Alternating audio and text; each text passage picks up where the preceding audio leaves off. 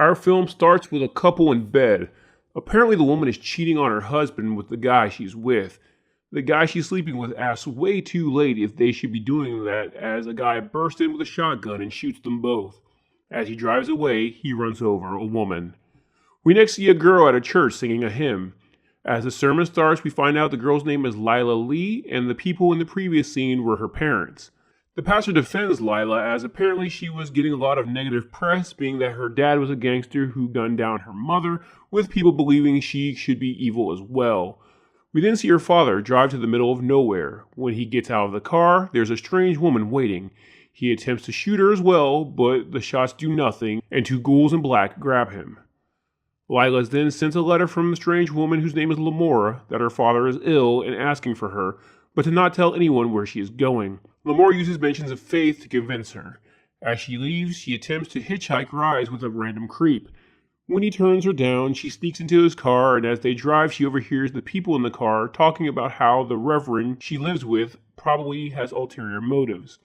We then see a flashback where it's pretty much the opposite, and the reverend is very stern and reprimands her for trying to hug him, seemingly in an effort to hold back impure thoughts. Lila eventually arrives in the city where basically every guy is a pervert or abuser.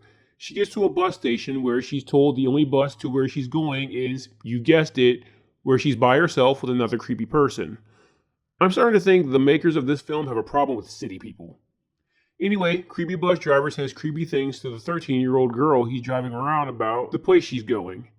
As they drive, she sees the ghouls in the woods and freaks out.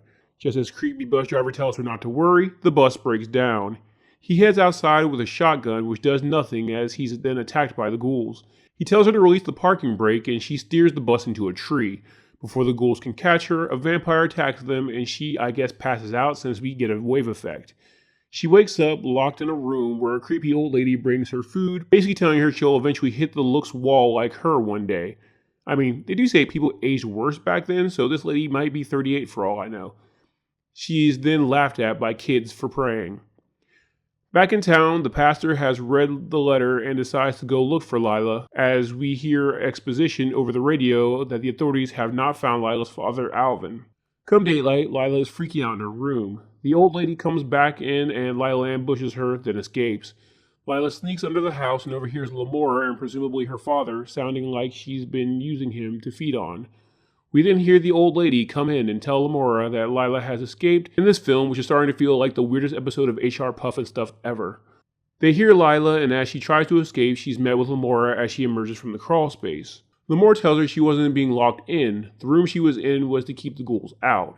She's then given a nice fancy room in the big house where she picks out on what looks like raw meat and then sees a kid being locked up in the cell she was in. After she changes clothes, Lila ends up breaking a mirror after noticing Lemora has no reflection. Lemora tells her to use her eyes to see how she looks. After Lila comes down, she's met by the laughing kids, which Lemora tells her they mean no harm and being creepy is just being curious. She then gives all the kids wine and reprimands Lila for basically not wanting to drink. Then after she does, they make her sing till she almost passes out from the wine. Lemora then teaches Lila to dance, which is basically just a overly long scene of them spinning until I guess she hits a wall. This film is now slowly going into the realm of accidentally funny. They then hear a glass break, and that's when they find out that Lila's father has escaped. Lemora's like, oh well, let's go take a bath, and starts rubbing on her while talking about how hot she is, and that she can learn to use that to control men. Then gets all handsy with her, drying her off. I mean, Chris Hansen would have a field day at this house. Anyway, Lemora leaves, and the second she does, a ghoul shows up in the house and starts chasing her. Lila goes to the old woman for help, but she isn't any, but Lemora shows up with a torch and burns the ghoul, who jumps out the window and runs off. Lemora then tells Lila that some of the people they turn end up turning ugly and needs to be killed. She then sees the wound on her back and tries to suck the blood. When Lila reacts, Lemora tries to play it off like it had to be treated like a snake bite. Lemora then takes Lila to her room to do more creepy flirting. She gets offensive when Lila brings up Mary Jo, who is apparently the last girl she tried to adopt. She then tells her they'll be blood sisters after a ceremony tomorrow.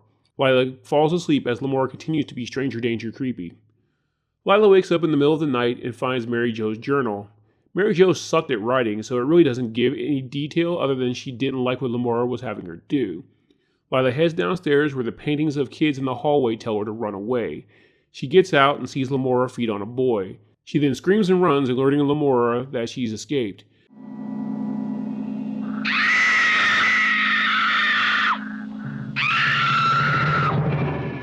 After seeing her slow jog for a while, Lila heads up a tree where we then see a ghoul is looking for her. Once he finds her, he heads up the tree, but is stopped by the bus driver who is now also a ghoul, and they fight as she takes off. She, I guess, heads back to Lemora's compound where Lemora is telling her vampires to head to town to look for her. She sneaks in the back of a van with a coffin and hides in it as the van takes off. Eventually, the pastor gets to town and there are bodies everywhere. You'll have to take my word for it, as the film didn't pay the light bill and it's ridiculously dark. People are carrying lanterns, but they seem to be more for decoration because they definitely aren't lighting anything. When the van Lila is in reaches its destination, she screams and pushes her way out of it and runs again from the vampires.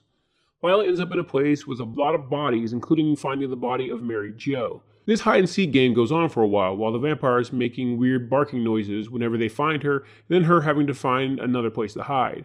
Side note, according to Wikipedia, this film originally had a near 2-hour runtime. I can't imagine what they cut out considering how much of this film is girl walking with creepy music in background. Eventually she gets herself locked in a room, but then the doorknob starts turning with a ghostly female voice on the other side. She then falls off a roof. I guess just to be confronted with Lemora's torch. I did say she fell off a roof, right? But she seems just fine. Anyway, we then get a conversation between Lila and a torch about how Lemora loves her and wants to turn her so she doesn't end up like the ghouls in the woods. Lila rejects her, then ends up back in the church where she starts having flashes of the women at church being attacked by ghouls, along with flashbacks of the movie we're currently watching. Eventually, everyone dies. She walks out, but then one ghoul comes after her. She impales it, and it ends up being her father. So I guess that wasn't a flashback and that was actually happening. Anyway, we then get Lemora guilting her into joining her. Lemora picks Lila up, takes her cross necklace off, and bites her. I am whatever you want me to be.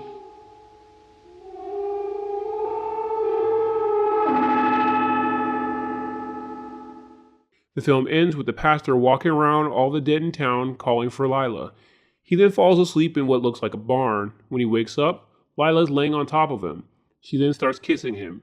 He tries to resist her, but eventually can't take it anymore and kisses back. She then fangs out and bites him.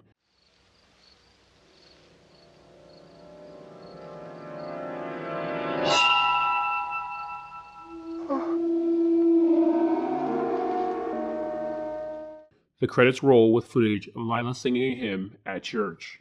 Thanks for watching. If you like these recaps, please leave a like and subscribe and hit the bell icon to know every time I update. There is now an option to be a channel member where you'll get access to exclusive recaps from late night vampire catalogs like Showtime, Cinemax After Dark, USA Up All Night, and much more. If you want to help my channel grow, please check out my Patreon where members can get exclusive content that can't be uploaded on YouTube along with download options. Link is in the description.